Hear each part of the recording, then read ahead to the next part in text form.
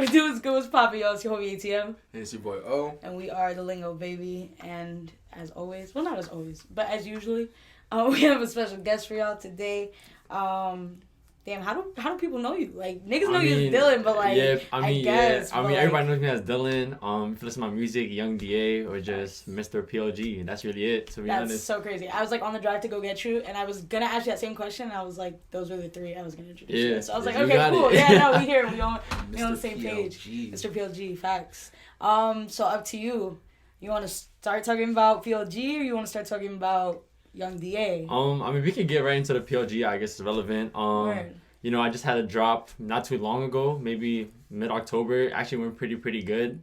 So happy about that. But PLG, it's just something that I always wanted to do, like when I was in high school. But I mean, at the time, you know, it was kind of hard to touch bread like that. So I couldn't really start any little like clothing brand and anything. For those not in tune with the brand, what's PLG stand so for? PLG is Pour Les Gens. It's basically the French way of saying for the people. So that's basically the rundown. The purpose behind it for me is to make like affordable quality clothing for like anybody. I feel like the biggest thing right now in terms of me, I guess I would say I'm really immersed into the whole streetwear and fashion scene. Yeah. But from what I could tell is like a lot of it is very untouchable for people from like in neighborhoods like where I come from. If you don't have the money to pay the price or don't have the patience to try to get it yourself, then you're definitely gonna get ripped off by somebody charging $200 for a t-shirt.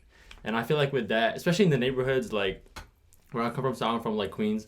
So I know a lot of people there, it's like you're from a city, everybody wants to seek validation in a certain way. Yeah. And I guess the way that I thought about it was that people are always trying to outdo each other, especially when it comes to clothes. It's like a competition. So I know for me, it's like, I hate the fact that people think like there's a need for them to go out of their own way just to try to feel a certain way or feel like they're fly. People like, you know, it's bad when people are like really out here trying to find any means of getting money just to like dress up nice. But at the same time, it's like, you know, everybody got their own style, but I feel like that's what PLG stands for. Like, I try to make it detailed to my expectations, but like, you know what I'm saying? It's like, I want it to be to a point where it's like versatile enough for everybody to get, and I want it to be able, anybody could touch, which is why like for me, you could tell like I do this made to order process. So everybody that wants to get a piece of clothing, whether it's like a t-shirt or like the crew neck or sweatpants I just dropped, it's one of those things where it's like, I want to make sure everybody that has a chance has a chance to get it. And it's like, I keep this stuff at a reasonable price, because I know for me, like coming up, like seeing all this, like people wearing Babe in high school, people wearing Supreme in high school, it's like, I couldn't touch that type of stuff, because I wasn't touching bread like that. I come from like a regular Queens family, and it's like, you know, I'm not gonna scam, like I ain't gonna do none of that stuff. So it's like, for me, it's one of those things where it's like, I was in that position where I felt like I wasn't as confident in the way I was dressing, or I guess just me as a person, because like, especially you want that social validation at the time, like you're growing up, it's high school, and it's something that's like normalized and put into you like off the rip. Like as soon as you get to high school, it's like you can already tell there's this group of people, and this group of people, and it's like what they wear, off of what they wear, yeah. And then it's just like, if you come in there and like you know you don't align to that, you're gonna try to find a way to fit in. But obviously, if you want to fit in, you want to be with the people that's held to the higher standard. And I feel like that's where a lot of people get that mindset in their head. Yeah. So for me, it was like I couldn't touch stuff like that. So then it was just like one of those things where it's like, I knew I was in that position, so I want to make something for people that were in that spot. Right. Yeah. And like, of course, like streetwear, just like the obvious like direction you went with. So it was like Soho, like a big spot for you. Yeah, I would definitely say Soho's a big spot for me. Just like, I guess because that's where that whole culture is like immersed into and everything like that. But I definitely don't shy away from like going to places like around me. So like in Queens, you have this neighborhood Astoria. It's like, yeah, ATM knows like that's where she's from. So you know, like it's like so diverse where it's like you'll see every single type of person in that area. But it's just like sectioned off and everything like that. But I know for me, it's like one of those things where, you know, like I take the streetwear, like, I guess, image, but I'm not afraid to step into the cultural areas which are, like, around me. So I don't try to keep it to the whole Soho look, because I know that's, like, what people think is, like, mainstream and this and that. But I try to, like, keep it to cater to the whole streetwear scene, but I'm not afraid to, like, step out that box when it comes to, like, my thought process behind everything. Right. What are some of your, like, you just mentioned, like, do you do a lot of shopping in Queens, like, in Astoria? Outside, so? I mean, like, in Astoria, like, you know, see how, like, the local stores, like, there's this team called Steinway. It's, like, where most of the stores are at, but I feel like I mostly go there for like cultural like exposure, you know what I mean? Like growing up in a place like that. So me, like I'm half Filipino, half Dominican. So obviously like in those cultures it's very like intertwined between like just keeping it around there. But I know for me, like living in a place that's so diverse, like why not just step out, take a walk, see everything else. And it's like, I feel like that definitely helped me in terms of like my cultural upbringing, even just like street culture to like family culture, because it's like you're exposed to so much. But in terms of like my shopping, I mean, I don't really go like shopping specifically in one place. It usually just depends like store to store. But I would definitely say like high school, when I started going to Soho like after school and stuff. So I went to school in the city. I went to this high school, MLK. It's like on the Upper West Side. So after that, I would go into the city, go to Soho, and just see everything. Supreme, all these stores, and it's like, I guess it was a culture that I knew that I could identify with, because like the interest and purpose behind it like connected to me. Yeah. So I guess that's definitely where like my whole, I guess, like starting to shop for myself phase started, and that's how it came to be right now. So what kind of pushed you to launch PLG when you came here? I feel like the thing that pushed me to launch it, like, so I just recently launched it like earlier this year. I feel like it was just me telling myself like, stop, like get off my ass and just like get to it. And do it. Yeah, because I feel like the one thing that was holding me back about the whole clothing thing was like I was scared to take that sacrifice, because like I knew I had to put money into it, but then like what if people weren't fucking with it, or like what if people weren't gonna buy it, then like I'm stuck in this spot. But I feel like I'm at this point now where I'm just realizing like I'm in college, like I'm not gonna hold myself back from trying stuff I wanted to do, especially like creative stuff. I felt like I was always too worried about that whole like validation, or the whole like, are people gonna support it, to the point where it was like it made me lose love for stuff like clothing and everything like that. But I feel like once it snapped back in my head, that's like I'm doing it for me, and regardless of what happens, like it's just like closure within me that I try to do something I wanted to do, that basically just told me like just get up, get to it. So basically like I decided this maybe like the end of 2019, but then I took all these months to plan it out, and then that's how it came about. Word. Nah, I feel like with the whole like validation thing, that I feel like that makes a lot of people stop and like, you know, not want to go into something. I feel like you have to be your first feenie though, you know what I'm saying? Like you really gotta be the first person to really like love what you do, and like just go out with that energy and that intention. You can only hope that niggas can see that. Exactly. You know? That it translates. Like that the love for what you do like translates out. Yeah, absolutely. No, yeah, for sure. No, that's what's up though. Not gonna lie to you. What about the sweats? If they were like Taylor at the bottom. Oh, stay tuned for that though, because I have something else coming in December. So it's like, So like in December, the pants I have for that are like the ones that are cuffed at the bottom. So stay tuned for that. Yeah. Oh, why wide leg? Why wide leg sweats? Some people into that shit. Really? Like I feel like everybody I know does not wear wide leg sweats. Yeah, I don't know. Like I was one of those things where it was like, because people asked me for sweats and stuff, but I was like, because the idea I have for December, like this is going to be something a lot bigger than that. So it was one of those things where it's like, I already had that idea for this. So that's why I sort of took that route. But at the same time, it's like, at first I was like, maybe I'm bugging because like, this is going to backfire. But like, surprisingly, a lot of people were like, I really, really like the way it looks. I think like after people saw the lookbook and saw it like actually on like me and then the models, I feel like everybody was like, okay, then like it's valid. So it was a gamble at first, but then it ended up paying off. There's a shorty I follow and I don't know her. I feel so bad right now. He took pictures with Caleb. Cheyenne? There we go. Yeah. Once I saw them on her, that's when I visually was like, oh wait, I think those would be alright. Like, you know what I'm saying? Like when I saw that, I was like, damn, actually they don't look, you know, like, cause I'm just like, I don't wear white leg socks. No, but I liked it. I really liked the colorway. I thought it was fire. Forest green color was pretty dope. You know, just to gas you a little bit. I remember wearing when I went to the city and posted, and I took the pictures with the shirt. I remember when I put it on, like I was in a telly with some friends, and I put the shirt on. I'm like getting ready, and one of my friends was like, "Yo, that's a really nice shirt."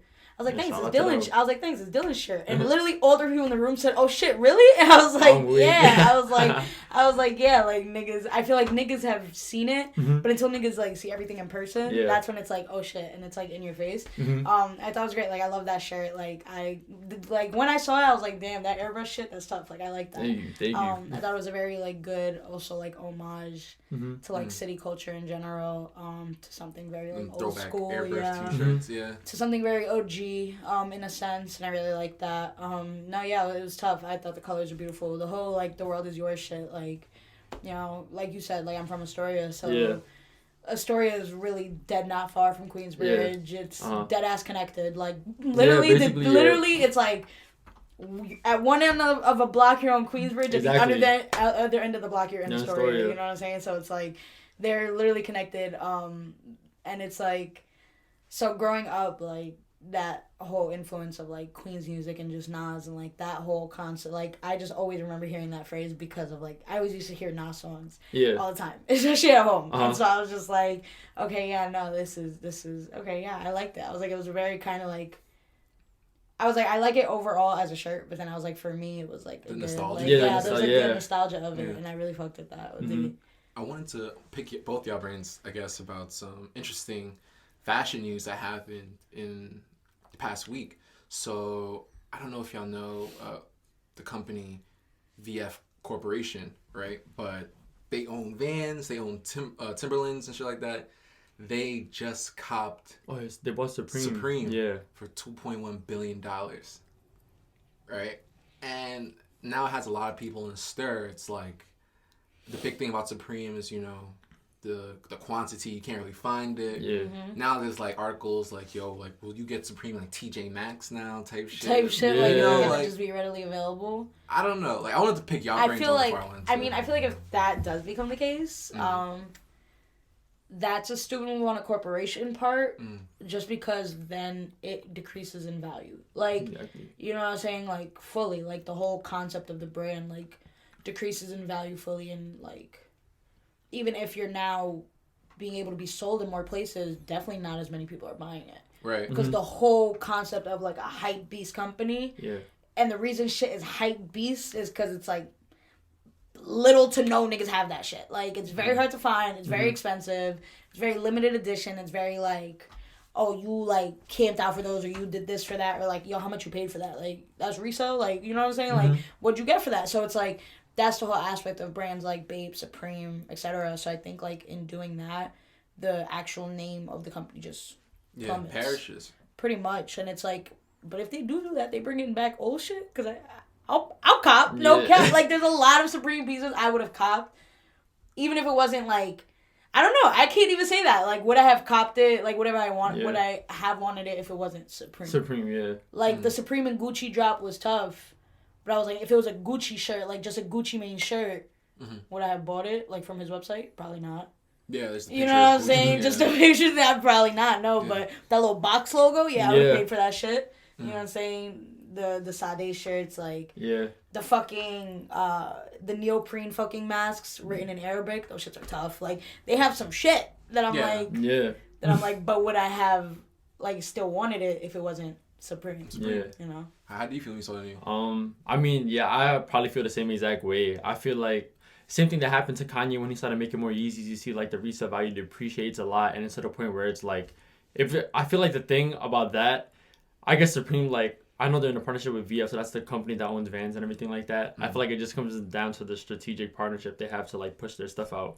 Because, like, okay, you know, like, it could be a good partnership to bring it to more markets, but at the same time, it's like, people only want Supreme because it's Supreme. Like, if it's something everybody could touch, it might be hot in the beginning because, like, it's Supreme and people are going to carry that with them. But I feel like once you start to see it, like, getting oversaturated or just, like, too readily out there, I feel like then that's when, like, it's going to be clipped for, like, their whole, I guess not really, like, status, but, like, just, like, their image as, like, this top untouchable, like, streetwear brand. So I feel like it just comes down to, like, the strategy that I guess they're going to have to make together to work with.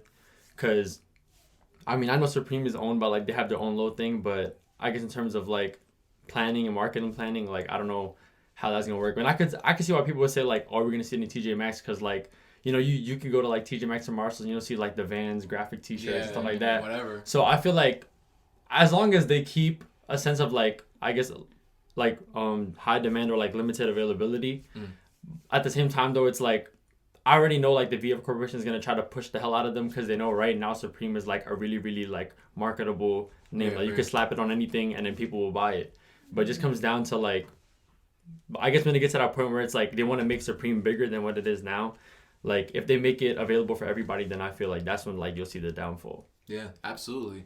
And the big thing about Supreme is, like, you know, they own the channels of where you buy. You can only buy Supreme, like, flagship. You can only buy Supreme online. You know, like, through their stores, you know. So I feel like the signs that it's going down is when, like, you start seeing, like, different retailers, like, the not in the secondhand market, you know. I only hope that, like, they know this, you know, and like they're not just some corporation who has no idea about like the culture that they're trying to like buy into. And it's just like, I hope it's more like we'll help you with your like, you know, keep costs down, like make shit easier.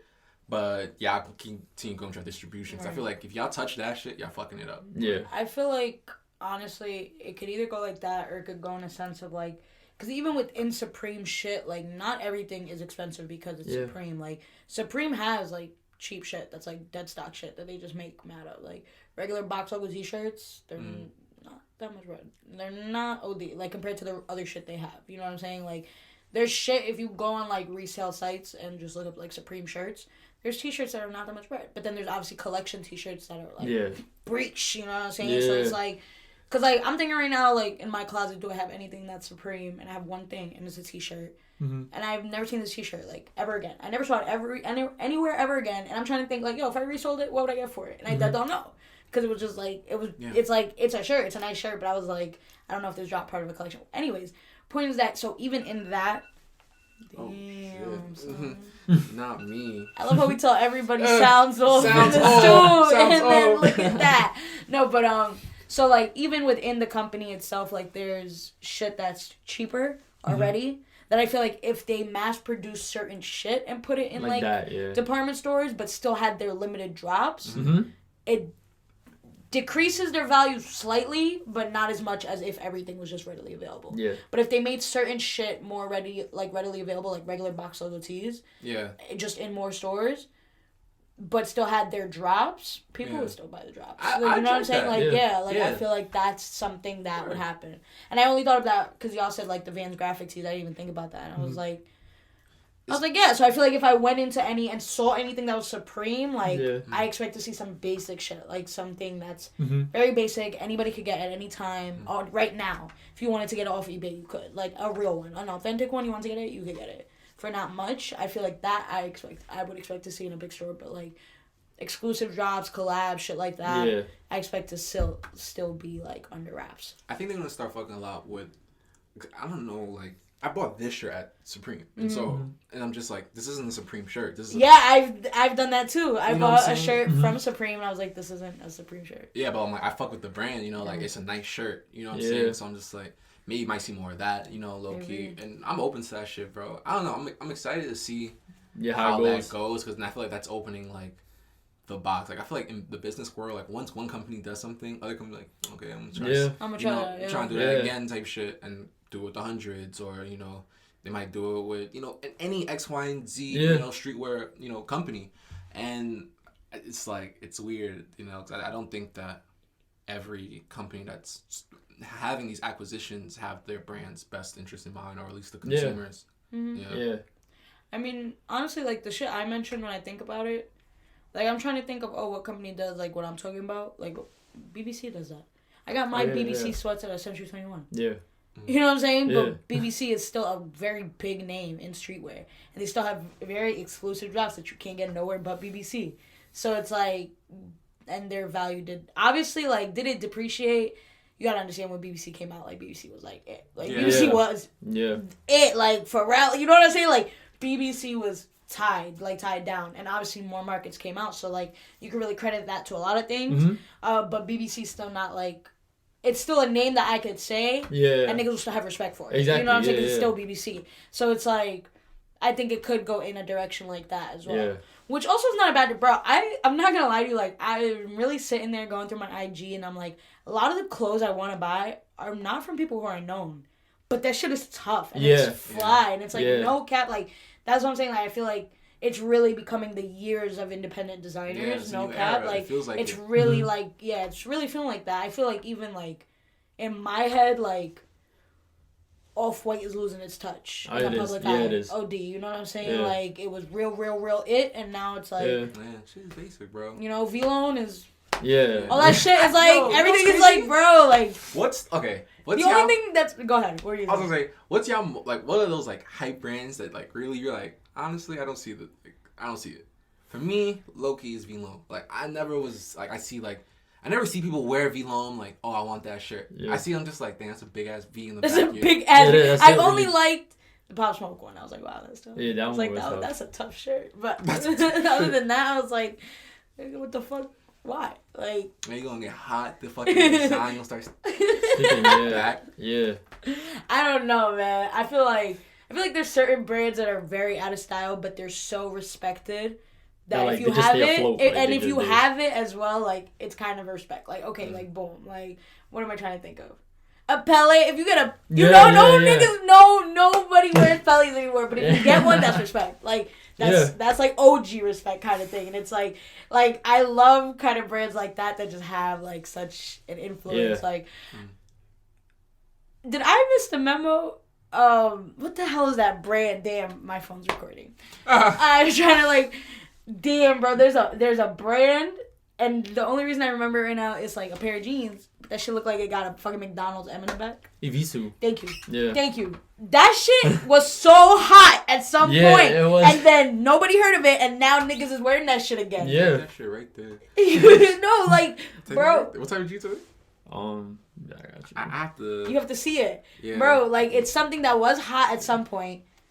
And then it wasn't. Nobody heard of it. And then it was just like dead radio silence. Now niggas is wearing it again. And I was like, yo, what the fuck is going on? Yo! Yes, bro! Yes. Yo! Yes, bro. Niggas is wearing it again and niggas is loving it. Like, it's coming back in not a corny way. Like, niggas is like, not like, people are styling it. Like, cause it's big name, like, people on IG who, like, dress well. Like, that's the thing. I realized a lot of people on IG that's, like, known for shit. You just known because you dress well. Because you dress well, yeah. And I'm like, wow. You can then make bread off that shit, bro. Like, that's, like, niggas is dead. Like, so, a girl I know, I follow, she makes clothes and shit. Yeah. And she's big on IG.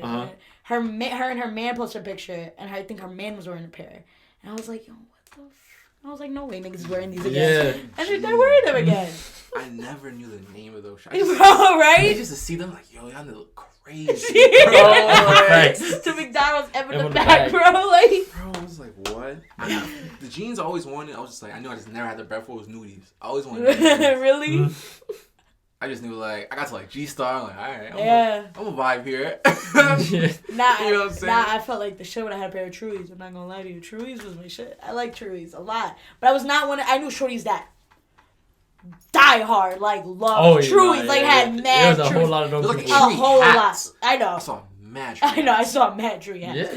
Nah. I bought one pair of Truies, and I said, wow, this is nice. And then I stopped. Because I was like, then I saw everybody with them, and I was like, oh, no. Yeah. And then it became, like, a childhood Trish thing. No cap. Like now I'll think back on it, I'll be like, damn, when I saw shorties wearing that shit in, like, middle school, and, like, that's when niggas was like, she a Trish. Like, you know, she be Trish shit, or she, like, a hood rat, or some shit. Like, Truies was very much associated with negativity at some point. So I was like, damn, I can't even wear these. Like, nah, I was so tight.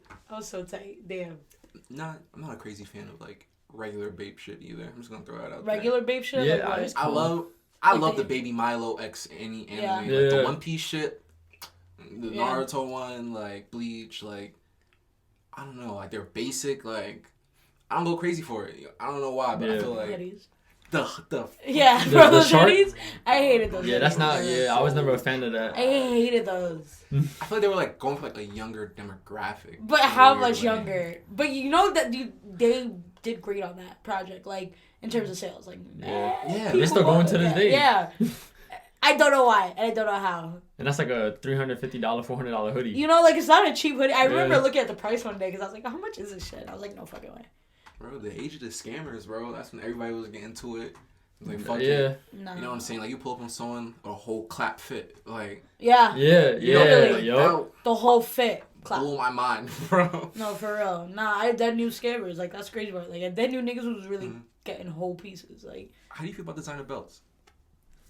I mean, like, it. I mean, to me, like, I mean, the simplistic, you know, like, stuff is okay to me. Like, aesthetically, I like it. Pricing wise, you know, it hurts. But I mean, like, you see it so much now. Like, it's oversaturated. Like, hit or miss. Like, you'll find maybe in a group of 10 people, like, at least 7, 8 of them are gonna have a designer belt. I know, like, especially in the city, like, it just became one of those things where it was like not really a status symbol, but it was like one of those things like if you had it, people just like Ferragamo. Yeah, a Ferragamo. I'm thinking of a Ferragamo specifically. Ferragamo, and then people started getting the little Fendi like multicolored ones and everything like that. I felt like it just became one of those like cultural symbols where it's like if you get a designer belt, like especially like in around high school, like if you get a belt like that, people are gonna be like he that dude, like he get to it. Yeah, he get to it. Like, it just became one of those things where it's like if you had a designer belt, like people just knew like he get to it. But now it's like you see it so much where I feel like now it's just like a regular thing. Yeah. Yeah.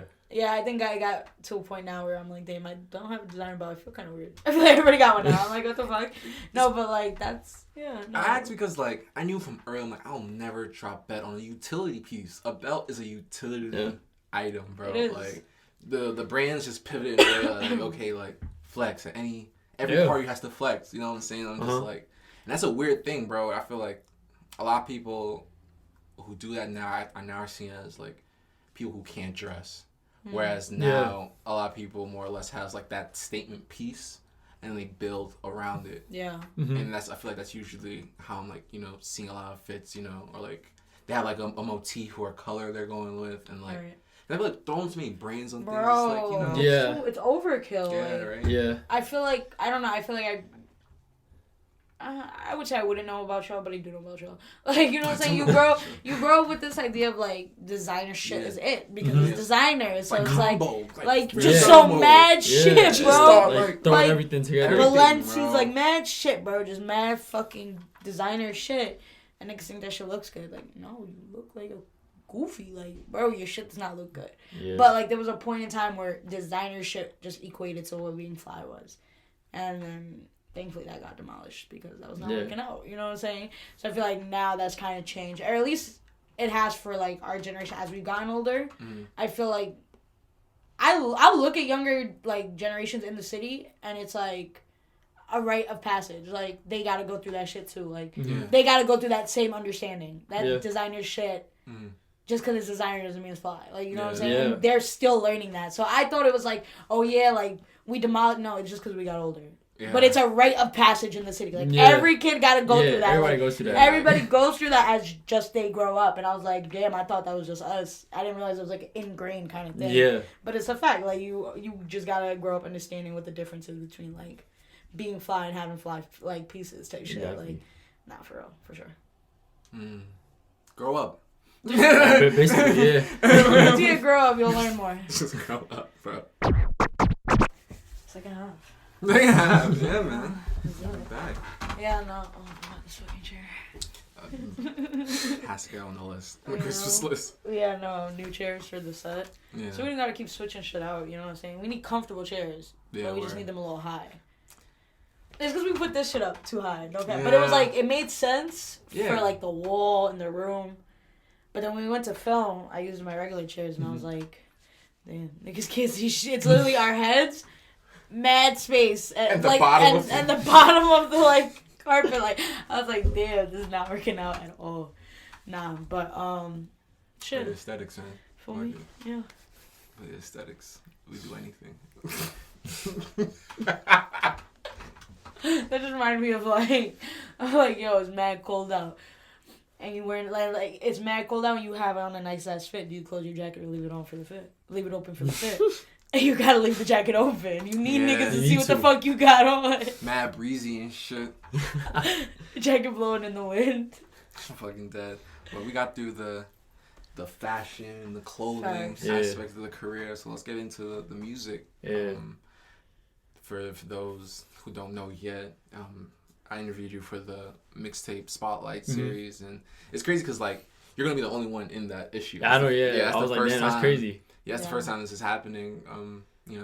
COVID, bro. It's hard. Crazy. It's hard to figure out who's doing anything. Yeah, bro. It's hard to figure out who's doing anything. Figuring out a team situation. But it was just dope having you as someone to interview. I feel like your story in hip hop is very unique. Seeing that your parents, you were raised in an environment where your parents, liked hip hop. Yeah. Put you onto it. You know? So I thought that story was dope. I'm gonna let you go ahead. Yeah, I guess we could start there. Hip hop has definitely been something that's been a part of my life ever since I was like a little kid. Not just the music, but just like the whole culture around it and everything like that. So growing up, my mom favorite rapper was DMX, and my dad loved Nas and 50 Cent. So obviously, like being at home, like I really think, I guess the first time I really got like a good listen, or like one I would say was my, I guess like emergence into like the hip hop world was, I think I was around maybe like 4 years old in the car. My dad was playing like Get Rich or Die Trying, the album. So like I definitely would say like that's where I definitely started to, I guess, get like the little, you know, like minor like psychological understandings of like hip hop at the time. But then it's always been something that I've been around, like where I live, like New York City. Like I don't need to explain nothing else more than that. Like people know like how it is out there. And then it's just like growing up, like being already exposed to it, like when you're younger, I felt like it didn't really hold me to like a standard, I guess, like because a lot of people's parents, like when they're really like around that age, or at least like my friends, they say like they couldn't listen to stuff like that and everything. So like I guess for me, like I was already outside that box, so I felt like it was just a natural thing, and it was just something I grew to love like ever since I was little. So that's how like I ended up doing it myself. Yeah, bro, that's, listen, son, me and Money were talking about earlier, bro, like having like parents who are like that actually like hip hop and are fans of hip hop is such a blessing. Yeah. Cause like, you know, my mom's an immigrant and she came here, bro. Like I feel like it's a light bulb memory I have growing up was I was playing some song with Drake. It was Light Up featuring Jay-Z or whatever. And like I don't know, some part of me was like, I don't play a song out loud. I'm in the living room type shit. I'm like, yeah. And like Drake was sitting there and he just said nigga once and her head just snapped to me, bro. I'm like, turn that shit off, bro. Like, turn that nigga music off. Basically, I was just like, damn, son. Like, I know it's just a word, though. I call it the clean version. I was not playing the clean version. But, like, ever since then, I knew, like, all right, like, I knew I can't play hip-hop around you, or, like, you're not so accepting. So, like, to hear that story, I'm like, yo. And then your mom to DMX. Yeah. That's like very like that's what just turned me off. Yeah, that's like DMX, that's the story of my mom girl. She's like every day, like when she was pregnant, like when she couldn't work and stuff, she would just listen to DMX like when she was at our place. So she was like, I guess so and like pregnant, she had a lot of rage, bro. Yeah, so like that's how it came out. But like the whole thing about like, you know, people's parents not like letting them listen to stuff like that. I feel like, so I'm an only child. Like my mom got sick when I was younger, so she couldn't have any more kids. So that's just me. But like I'm really close to my cousins and stuff.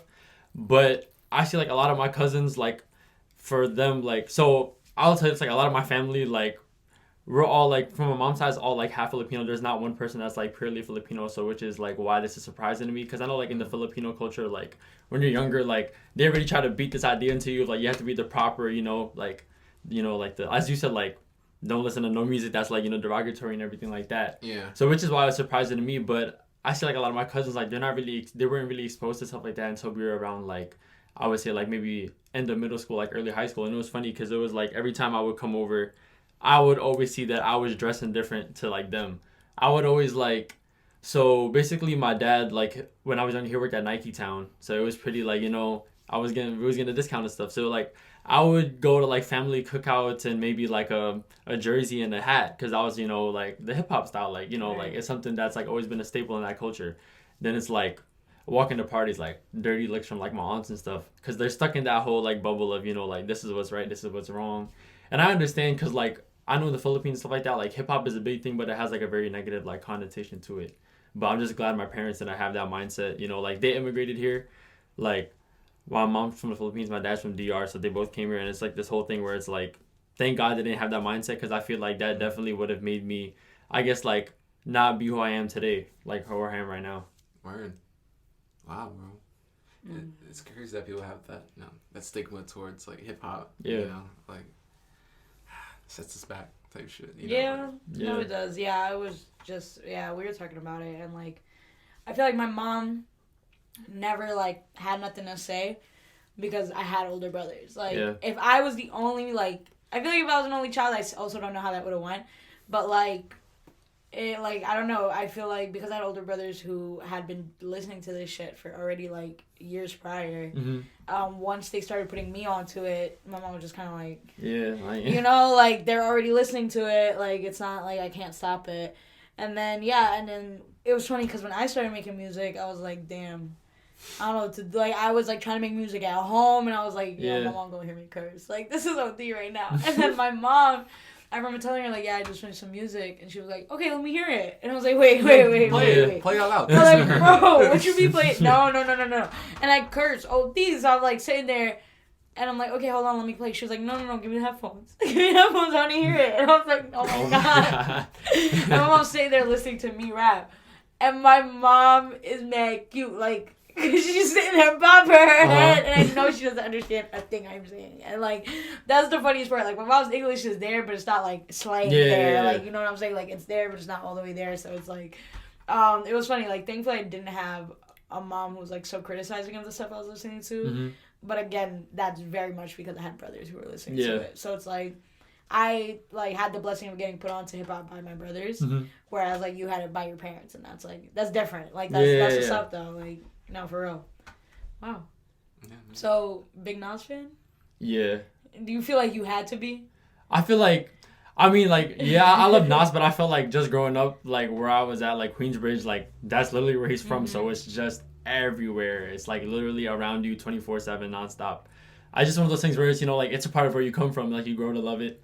I mean, don't get me wrong, like Nas is super talented. I definitely have him up there on my list and everything. I'm a big fan, but like I feel like it just went hand to hand from like where what I was coming up in. So I felt like to a certain extent I was forced to love Nas because it's like that's just my neighborhood. Like that's where I'm from. That's where he's from. So Nasir or the King's Disease? Go. Oh damn. Ooh damn. Ooh, that's hard. That's crazy. Nah, it just caught me off guard. But it's funny, I haven't listened to the King's Disease like full through yet. So like I can't really answer that yet. We gotta revisit that question. You gotta answer? King's Disease. Yeah, okay, cool. Yeah, Same. yeah. I'm glad we're on the same page. I didn't really like Nasir that much. It was okay. Yeah. I would say that, yeah. Like to the standard I have on. Nasir to, like, I'll probably be on that same probably. So I just gotta bump it. Nah, I mean, no disrespect to Nas at all. Yeah. It's crazy that, like, you know, to see, like, how those two different albums sound. Because, you know, Kanye West is the creative inspiration behind Nasir. Yeah. I don't even know who produced King's Disease. Me either. But it sounds completely different. Just off the strength, you know? Yeah, that's like, what I'm saying. Yeah, even, like, I don't know. I guess because it sounds different. Like, Nas is rapping different. Every time I think of Nasir, Cop shot the kid. Cop shot the kid. Yeah. Yo, that shit. I remember the first time I heard it, I was like, oh my God, what's going on? I was like, that was fine. Like, it was. I was like, yeah. But I was like, this is tweaking me out. Yeah, right I was not ready for that. Hands up, black boy. I'm like, oh shit, what's going on? Bro, no, for real. I was like, no, what the fuck? And but you know, it's Nas. At the end of the day, it's Nas. I feel like I'll give him his flowers. It's funny because like I feel like I had to come to this debate with myself, so I'm gonna just ask you one time, who you got higher on your list, Nas or Jay-Z? See, the Queens in me would say Nas, but I feel like I feel like I bump a lot of Jay-Z, and I feel like I just respect. I don't know. I respect both of them at a higher level. I just say that, you know, I guess from I don't even know. I don't even know how to explain it, but for some reason I've always had like Jay-Z above Nas for some reason. But I guess it's because like, you know, Jay-Z so like marketed out to you and everything. It's just like you see him doing all of this type of stuff, so it's like I always saw him in like a higher light, if that makes sense. Yeah, the takeover. That's what you said. No. Even as much as I love Takeover, Ether did what it had to do. Yeah. Ether very much did what it had to do. Wasn't my alarm clock for like 6 No, yeah, months. Takeover just like, you know, is like don't get me wrong, like Takeover like he did his thing, but Ether is just one of the like like he got right to it on there. He did, like, no. Right. I feel like my thing is with Nas, as much as I love Nas, I feel like especially with his older albums, like, you know, like this man's beat selection is just so like it's so versatile, but it's also sometimes does not necessarily work how he wants it to. Yeah. Which is why like, and I also think Jay-Z was able in a way to like stick with a time. Yeah. Because I feel like I'll listen like, and one, I think Jay-Z makes music that you can bump. Yeah. Like that's a very big differentiation. I don't think Nas makes bad music, but I also don't think Nas makes music that you're gonna sit there and like bump. Exactly. It's something that you're gonna sit there and consciously be like, I want to listen to Nas right now. Like you really gotta like really analyze. Like you know, like that's like the vibe that you get. And I think that's why like Nas is very like poetic in a sense. But I think that Jay-Z has also just been able to like keep up to like a hip hop standard. While Nas, like, anything I listen to, no matter when it came out, it sounds very, like, early 2000s. Yeah. No matter what. Like, that's just the energy you get. While, like, Jay, if I listen to Blueprint, like, I know when Blueprint came out, but if I listen to 444, it's like, I see the progression as well of, like, okay, there's a very changed person, there's a very, like, older guy, there's a very, you know what I'm saying? Nas just always carry that kind of old head, like, I feel like he held standard to the like, time. I'm an MC. Yeah. Yeah. You know? Yeah. Very much so, yeah. Whereas, like, Jay-Z, like, let that go. Mm-hmm. Yeah. And was ready to, like, make music that, like, you know, wasn't very, like, in that pillar, you know what I'm saying, of hip-hop. Yeah. Different choices in rap careers. That's really it. And I don't think, like, Nas should ever be, like, you know, looked down on for that. Even, like, that comparison. You know, he's still, like, share. I feel like I realized how the grasp Nas had on, like, so many, like, new artists. Like, what comes to mind is, like, I Let Nas Down by J. Cole. Like, this nigga J. Cole made a whole song about how he thought Nas was mad at him. Like, I'm just like, and then I stopped and think about it, like, damn, like, yo, like, if I was an artist, like, that would mean a lot to me, bro. Like, if someone I looked up to just like, yo, like, I'm not vibing with you. Like, damn. And it's crazy because, like, it's funny that you mentioned that because, like, J. Cole made that whole track, but also, like, has very much also paid a large honor and tribute to like, Jay-Z and as well. So it's very, like, it's very beautiful to kind of see this, like, thing of, like, these two had beef at some point and these two were always in competition of, like, the best MC, the best New York MC, just for, like, niggas who are not from New York to idolize them both. Exactly. Like, in such a high regard. Yeah. It's the fact that they're in top 5 in general. Like, I feel like there's certain artists who, if you tell me they're not in your top 5, I'm gonna be like, yeah, I'm gonna look at you. Yeah, because, like, what kind of hip-hop you, like, you know, like, I don't know. That's why it's, like, new hip-hop heads, like new hip-hop heads, I'm like, yo, like, give me, like, any album in your top 10. Yeah. You know what I'm saying? Because I'm just, like, I gotta gauge what you, like, I feel like if you don't give a respect and you don't give, like, an honor in some way, shape, or form to an OG, like, thing that created this, something's not right. There's not an actual, like, respect and love for the culture there, you know what I'm saying? But no, for real. With that being said, that's, like, okay, cool. So that's where the love of hip-hop came from, where came, really, the whole idea and aspect of, like, making your own music. I would really say it started, like, towards the end of middle school, like, early high school. It was just, like, you know, people being lunch, rapping and everything, like, making, like, you know, with the pencil, making beats with the pencil and everything. It was just one of those things where it was, like, I was just fucking around and shit, and then it was, like, I think my sophomore year, there was, like, we had, I don't know why we were doing this. We thought we were, like, URL or something, having, like, a rap battle and like, this little, like, outside terrace in our school and stuff, and then I guess everybody was fucking with what I was doing. The next day, like, one of my bros that was on the basketball team with me, he was like, yo, bro, like, you should really try to, like, you know, maybe, like, sit down and, like, just try to write something, because he was, like, some teacher, like, saw a video of it, and, like, she was telling him to, like, tell me that, like, she, like, really fucks with it and everything, and I was like, oh, that's crazy. I feel like it was at that time where I was like, okay, let me see if I could do this, and then, like, I guess being at that age, like, I was concerned with my parents with things, because, like, what I was, like, telling my mom, like, I want to be a rapper, like, especially the culture that we come from, like, my mom loves rap, but, like, the culture that we grew up, like, where she's from, like, in the Philippines and everything like that, like, doctor, lawyer, that's it. Like, everything else is considered, like, you didn't make it, like, this is that. And especially, like, for her, like, I remember when I told her, my dad is very nonchalant, so I know for him, like, it's not going to be an issue. Like, I just tell him, like, and he'll be like, all right, like, he'll come with me. But my mom is very, like, I guess because, like, she sees how, like, her, like, my aunts and uncles, and then, like, how our family is out there, like, is all structured with, like, their kids and everything, like, you know, coming up, I guess, like, in the whole, like, traditional way. So, like, she doesn't really want to, like, take away from that to a certain extent. But I remember, like, she was like, oh, like this is where it starts, like, you're gonna, like, not want to go to school and everything, like, you're gonna want to do this and that. So that's why, like, I was always hesitant to, like, showcase my creative side, because I felt like I was gonna let her down. But it was just one of those things where I was like, fuck it, I'm gonna just do it. So, like, me and my dad went behind her back to, like, this little studio we found, and then that was it, and that's how it started. It just basically, I guess I could, like, give it to, like, just me, like, realizing in my head that, like, you know, I'm gonna just go for it. Like, I guess I was, like, rebelling against my mom at the time, because she was not having it at all. But it was just one of those things where it was like, she was tight for real, like, she wasn't tight. She was just like,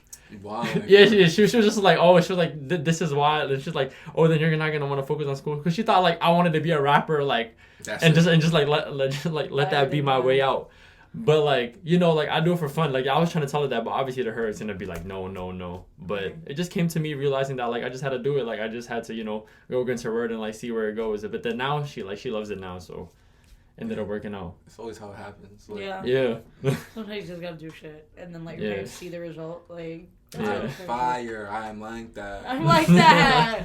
Oh my god, no, for real. I see it's a lot of, you know, tributes to older beats and like melodies. There was one beat we were listening to here and we were tweaking out. Omar kept asking me like, bro, what beat is this? Was it the best of me? Yes, bro. Yeah, I remember you hit me up about it. I was like, yo, I know what song this is, and I couldn't for the life of me get it, and that's why I had to hit you up. I was like, nah, I gotta ask.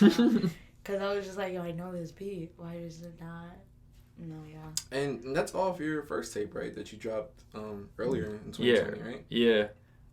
Yeah, For the Love of the Game. It was just a little, I guess because I was just releasing like, you know, like single after single. It was like one of those things, but I was like, let me just try to put something where I could try to, you know, put, I guess the sounds I was trying to, you know, immerse myself into all in one thing. Mm-hmm. I know I mentioned it to Amari in an interview. It was just one of the things where I was like experimenting like with my voice, you know, like just getting my feet wet with the whole like rap thing. Cause before like I was just using all like 90s beats, cause it's like stuff I was just freestyling to. But I was like, let me try to find where I can find my sound, or at least the balance of the two sounds I have in my head. And that was just like the test run. So now like I feel like where I'm at now as an artist, like I feel like I definitely have a way better grasp onto it. Mm-hmm. So I feel like at the time it was just one of the things where it was like, I love music. That's where the title came from, like For the Love of the Game. And I also love basketball. It's like something Michael Jordan said. So it was like a whole cultural intersection for me when it came to that. And then it was just like, let me just like let it out. Let me just see, you know, like put all of my different, I guess, ideas and sounds out there. And then from there, take it, see like, you know, which ones I feel like is more aligned to who I want to be as an artist, and like which ones I could drop. But it was one of those things where it was like, let me just put it out. Yeah. See, you know, so you fuck with it. Yeah. And, you know, I fuck with that, you know. Like, so do you see yourself, you know, skewing away from the past beats, like going into like, you know? Yeah, I definitely would say like I'm even starting to see that a little bit, like ever since that project. The 90s beats, like, it's always something, like, I'm always listen to or do a little freestyle to, you know, here and there. Like, it's just something that I grew up around and something I've always done. It's something, like, I don't think, like, as you said, like, let it go. Like, I won't let it go. Like, I'll just put it in the backseat for now and then take, like, this new sound into whatever I have. I think it was the song Fine Ass that I did, and everybody was like, I really, really like the way you sound on this. And at first, it was kind of odd to me because it was just, like, I'm not no melodic-ass person. Like, you know what I mean? Like, I don't want to be on the track sounding like I'm trying to be A Boogie or something like that. But, like, yeah, like, you know, it just came onto this thing where it was like, I'm going to try it out. And a lot of people liked it. And I started to realize that, like, the way I guess I could play with my voice when it comes to, like, beats like that type of stuff, it was, like, it came, like, secondhand to me. So it was one of those things where it was, like, I'm definitely trying to get more into that, but I'm not really going to put away, like, the 90s beats. But I guess in terms of the more, like, you know, like, hard-hitting shit like that, definitely going to try to steer to the whole, like, I guess like Roddy Ricch, like Gunna type of like guitar sample type beats and everything like that. I know I released one song over the summer. It was Demons. I did like this Roddy Ricch type beat I found on YouTube. And I was like, I really, really fuck with the way like my flow like switches in and out like with it. So it was one of those things where it's like, I'm going to try those two out. But I definitely want to find that place where I could like balance it all together and make it work. Yeah, word. Mm-hmm. That's what's up. And it's a hard process to like. Yeah, it definitely is hard. Like find beats, like lease. Going through that whole shit of like, you know, paying shit. Do you think it makes more sense to like learn the skill of how to like, you know, or find someone like a standby producer? I mean, for me right now, obviously, like looking at beats on the internet and leasing it, like when I really want to use it, like that's the way to go. But I definitely feel like if I knew like I had the time to actually sit down and like learn how to do it myself, like I definitely would. But I feel like my standards for beats is so high because I've heard so many different like types of sounds to the point where I feel like if I do it, I feel like I'm gonna be way too far behind than everybody else. Like, you know what I mean? Like I feel like I'm just gonna be like at this point where everybody else is here, they already know what they're doing, and I'm still trying to figure out how to work with like FL Studio and stuff like that. Oh, shit. Yeah, like I feel that. But then it's like, but then you know, obviously like a standby producer wouldn't be bad either. But it's like, you know, like Okay, I know people that make beats, but like, no offense to them, but it's just like, you know, it's just not really something. It's not the beat I want. Yeah, it's not the beat I want. You know what I mean? Bro. Like, I feel like, simple, yeah, when it comes to stuff like that, like if I'm gonna have a standby producer, I'm gonna need that person to be like somebody that definitely like somebody that knows, like somebody that understands like my sound, because I feel like that's the most important thing. Like, yeah, anybody can get on any beat, but like, will you sound right on it? It's like the big thing for me. Like, I don't think about me like, yeah, I know I could tweak my voice or tweak my flow to get. I don't think anybody could get on any beat. Oh, I mean, like, no, not obviously not anybody, but it's like general statement. Like, as an artist, like, you know what I'm saying? Like, potentially, you know what I mean? Like you'll have the idea that like you could work on the beat like this, but like the thing is like, is it gonna sound right? You know what I mean? That's why like I'm saying like when it comes to picking beats, like I'm not really picking and choosing when it comes to like, you know how people be like, though, like let's say for example Roddy Ricch type beat or like a Drake type beat. Like I'm not really like too like keeping myself to one sound that way, but like I feel like in terms of that whole, you know, does it sound right? Like as long as I know that I sound right, then it's like I'm not afraid to like try it out. Word. Do you and like can we anticipate a consistent sound or more versatility with the upcoming project? The upcoming project, so I'm trying to drop it the end of December or early January. Yeah, I already have the concept for it. It's gonna be called Painting Pictures, everything like that. But basically for this, it's more like intimate. I guess in terms of like just the process of me growing out of who I was before, everything like that. So I definitely would say like there's a more consistent sound to this. So it's definitely, I think today this is probably like my favorite thing to work on because I feel like it's really me, you know what I mean? Like I'm letting everything out like to one of the very, very like few outlets I know actually works for me, and that's music. So I feel like this project, like I don't really care about the turnout. I just care like it's coming from the heart, you know what I mean? Like I'm not holding it in no more. Right, no, and that's amazing. I feel like when you can drop a project like that, it kind of also like signifies a point where you're like ready to really work for you. You know, because you could finally like just air your shit out in a sense, but it's like doing it in the best way you know how to. No, so yeah, that's what's up. So late December, early January. That's what it's looking like. Word. I got a plan, bro. You know, cause like I gotta make sure niggas gotta make sure they don't drop on like similar days and shit. Like, you gotta leave niggas time, bro. No, like you just gotta leave niggas time. You know what I'm saying? I'm all about like, you know. I think it's also like just hard for independent artists in general. I feel like especially with Corona, like there's a lot of people that go to this school that you could work with, but not really, not at this time. You know what I'm saying? Like, and I was just talking to Ho about that, like with myself, like there's a lot of kids here who produce, and a lot of them who would probably just work because they need the work and they need the experience. But it's like, where the fuck they at? Like, that's you know what I'm saying? Yeah. Like I have classes at home, like I stay here. Exactly. So it's like really kind of tapping into the resources you know and kind of like making shit work as much as you can. No, but that's what's up. How do you know how many tracks you're trying to have on it? I'm not really trying to. I was thinking 8 tracks and then an intro and an interlude, because it's like I'm basically like storytelling, so it's gonna go from like a side A to like a side B. So that's basically how I'm trying to set that up. Interesting. I'm looking forward to it. I'm excited to hear that. You know, it's our favorite segment. It's time for Lingo Talk. Facts. Lingo Talk with the lingo. So, you know, being from the city, being from Queens, like, what was your favorite lingo you ever heard growing up? Even if you never used it, I don't care if it's old school, I don't care if it's new school. You give me 2, but like, what's your what and why? Okay, so I'll give you 2. One, it's not really, it's a phrase, but it's considered lingo. You know, when people say like QGTM, like Queens get the money. It's Queens just like get the money, baby. QGTM. Like I remember in high school, I used to jack that so much. Queens get the money. Yeah, but I feel like for me, it was like I love that. Yeah, like it's pride. Like it's where I'm from. Like people worried about, you know, like people always having like the Brooklyn Bronx debate. Like Queens, like, I'm gonna rep Queens till the day I die. Like no funny shit. Like that's fine. Like that's a good one. That's that. I'm like, that's a good. I'm watching niggas like. Damn sure, like, yo, Queens get the money, normalized. It's just walk away. Oh shit, niggas got you out of Queens. Yo, Queens get the money, normalized. No, for real. Yeah, like that's really like. I feel like everyone in Queens, like, especially like if you immerse into like the Queens culture, like you just know like that's just like a given. I used to hate when people used to like comment it on my pictures because I'm like, don't jack that, I'm not from Queens. Like I used to always jack up from Brooklyn, and I still do. So I'm like, nah. But it's like I even threw that shit in the song. Yeah, I said Queens get the money, but Brooklyn we go hard, and I was like, you know, so it's always one of those. Okay. Yeah. Like then my second one, it's also a phrase, but it's the lingo. Like when people say no funny shit. No funny shit. I say that a lot. Like I feel like. I definitely say that probably like I'm like in almost every other sentence or every 2 sentences I say that like I love that. Yo, no, for real. Those are 2 great phrases. Like everybody that's come here has been like and I'm like, bro, a lot of the people that come are from the city. I'm like, bro, we got mad lingo. Pick something. It should just be like off the top of the head. Yeah, you just gotta pick it. Nah, no funny shit. That's bad. I love that. Wow. No, because I like didn't even realize how much I use no funny shit, but I use it shit all the time. Like no funny shit. Man. It's a Siri shorthand in my phone, like NFS. NFS? Yeah, we got you. Yeah, like no funny shit? No. Yo, for real. No, that's a great... I like those 2 a lot. Yeah, no. No, yeah, for real. Shit, man. Yeah, man. But with that being said, yo, thank you for coming. Thank you for tuning in with us. No, of course. Thank you for being you, for making the art you make. Feel me? We in the business of putting people on, so I hope we put some people on to you with this. You know what I'm saying? I hope you put some people onto Lingo with this. But with that being said, y'all, it's your homie ATM. It's your boy O. And it's your boy Dylan / Young D.A / Mr. PLG. You know the vibes. And we're Lingo, baby. Thank y'all for tuning in. Stay up and be easy. Later. Peace.